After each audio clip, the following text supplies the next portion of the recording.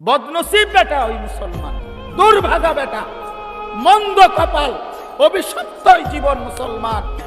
60 বছরে, 50 বছরে, 40 বছরে এত বড় আসমান ও জমিন আল্লাহর ভোগ কইরা, এত বড় দুনিয়া ভোগ করে আল্লাহর দেওয়া কোরআন 4টা সূরা 5টা সূরা শুদ্ধ করে পড়তে পারে না, আত্তাহিয়াতুটাও পড়তে পারে না, দোয়ায়ে কুনুতটাও শুদ্ধ উচ্চারণ করতে পারে না।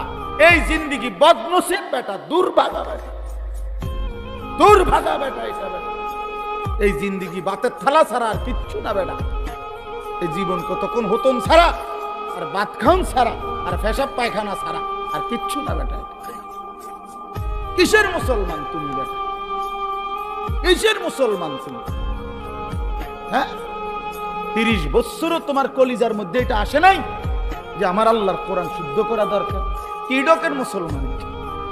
60 বছরের বুড়ো হয়ে গেছে, আজও কোনোদিন কলিজার ভিতরে আসে নাই আল্লাহর কোরআন শুদ্ধ করা উচিত। বইয়া বইয়া সাধুয়ানে শুধু গপ মারে আর হুজুরদের বদনাম করে। অমুক হুজুরের আকীদা ভালো না, অমুক হুজুরের আকীদারে কামড়াইছে। আপনার আকীদা একবারে সাধুয়ানে বাইয়া বাইয়া পড়তে আছে একদম। আপনারা বইয়া বইয়া বিড়ি খায় আর গপ মারে, আর বেডির নাচ দেখে, টেলিভিশন দেখে, আর হুজুর ঠিক করে অমুক হুজুরের আকীদা ভালো না, চাইনের আকীদা ভালো। বিড়ি খান না, এটা কোন আকীদা?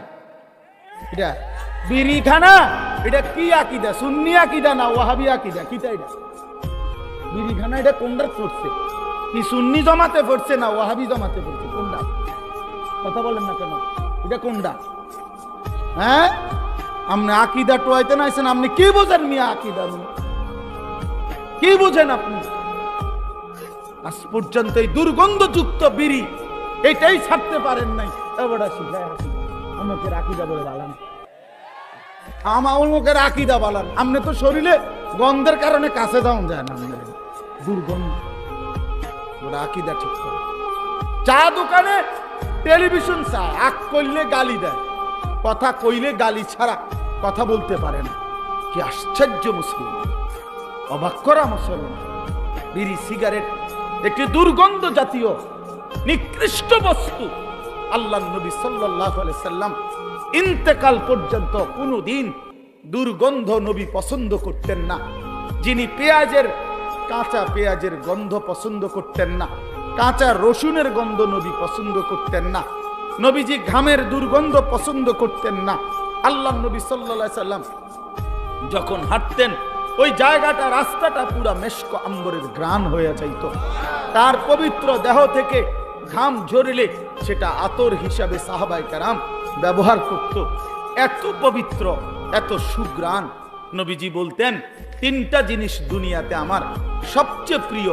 একটা হলো আতর, 1 নাম্বার সুগন্ধি, আতিব। 1 নম্বরে নবীর ভালোবাসার বস্তু ছিল সুগন্ধি, আতর। আল্লাহ নবী সাল্লাল্লাহু আলাইহি ওয়াসাল্লাম, আমি এই মাত্র আমার হারিস ভাই আমার আতর নিতে যাচ্ছি, মানে দিছি এখন ওনার, ওই যে বয়ান করলো আমার বন্ধু দোস্ত মানুষ, আমি আতর লাগাইতেছি, ওই যে চমৎকার গ্রাম, আমি নেন আমরা দিয়ে দিলাম, এই যে এখন দিয়ে পড়ছি পকেটেরটা।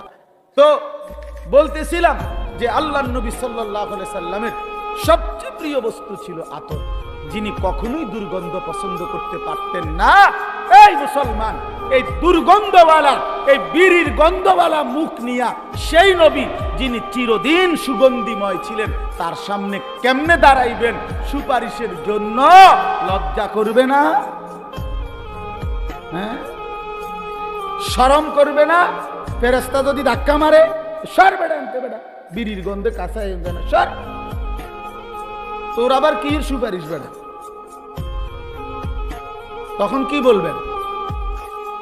তখন কি বলবেন বলেন? ইনসাফ করে বলেন।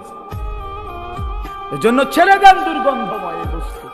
যাদের এই বিড়ি সিগারেটের বদ অভ্যাস আছে, এটা নিকৃষ্ট অভ্যাস, নিকৃষ্ট অভ্যাস, এটা বদ অভ্যাস, ফালতু অভ্যাস, ফালতু অভ্যাস। এটা রুচির বিষয়, আত্মসম্মানের বিষয়।